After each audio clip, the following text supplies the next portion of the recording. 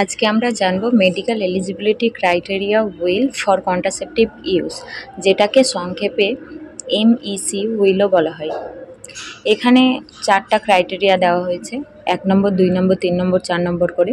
ফার্স্টটা হচ্ছে use the method in any circumstances, মানে এই যে কন্ট্রাসেপটিভ মেথডটা রয়েছে সেটা যে কোনো ডিজিজেই ব্যবহার করা যাবে। সেকেন্ডটা হচ্ছে জেনারেলি ইউজ দি মেথড, মানে তেমন কোনো কন্ট্রা ইন্ডিকেশন নেই। এবার দেখবো এই যে থার্ড নম্বর মেথডটা আমরা তখনই ইউজ করব যখন 1 নম্বর এবং 2 নম্বর মেথডগুলো ইউজ করা যাচ্ছে না সেই পেশেন্টের ক্ষেত্রে। সেক্ষেত্রে আমরা কি করব, ডক্টরের রিকমেন্ডেশন নিয়েই ব্যবহার করতে পারবো।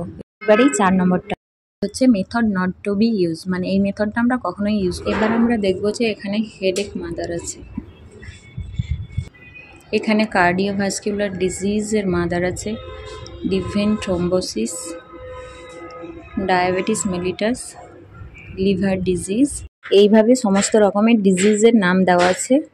এবার আমরা যেই ডিজিজের পেশেন্ট আসবে সেই ডিজিজ অনুযায়ী উইলটাকে ঘোরাবো। প্রথমে ধরে নিই যে একটা লিভার ডিজিজের পেশেন্ট এসছে, সেক্ষেত্রে আমরা উইলটাকে সেই ডিরেকশনে নিয়ে গিয়ে থামাবো, দিয়ে দেখে নেব। এখানে লিভার ডিজিজের 2 ভাগে ভাগ করা হয়েছে, একটা হচ্ছে অ্যাকিউট ভাইরাল হেপাটাইটিস আর একটা হচ্ছে সিরোসিস অফ লিভার।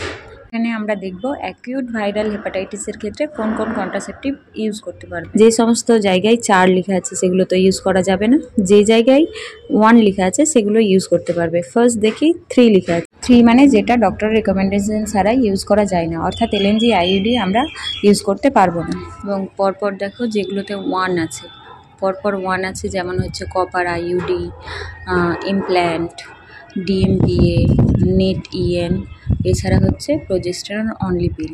এগুলো আমরা যে কোনো মুহূর্তে ইউজ করতে পারবো, অর্থাৎ এগুলোতে কোনো রকমের কন্ট্রা ইন্ডিকেশন নেই এই ডিজিজের পেশেন্টের ক্ষেত্রে। অর্থাৎ ইমপ্ল্যান্ট আমরা পড়াতে পারি, এছাড়া কপার আইইউসিডি পড়ানো যাবে। এই যে এলএনজি আইইউডি সেটা আমরা কোনো মুহূর্তেই দিতে পারি না ডক্টরের পরামর্শ ছাড়া। এবার ওপরে দেখব যেগুলোতে 4 আছে, যেমন সেন্ট্রোম্যান পিল, যেটাকে আমরা ছায়াবড়ি বলে থাকি, সেটা আমরা কখনোই দেবো না।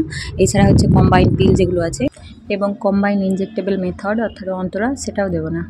এবার আমরা দেখে নেব পিসিওডি মায়ের ক্ষেত্রে। কোনো যদি পিসিওডি মা আছে তাদেরকে আমরা কোন কোন কন্ট্রাসেপটিভ মেথড প্রোভাইড করতে পারি। এখানে দেখো পিসিওডি মায়ের ক্ষেত্রে সবগুলোতে কী দেখাচ্ছে, 1 দেখাচ্ছে, শুধুমাত্র সেন্ট্রোম্যান পিল অর্থাৎ ছায়াবড়িতে 4 দেখাচ্ছে।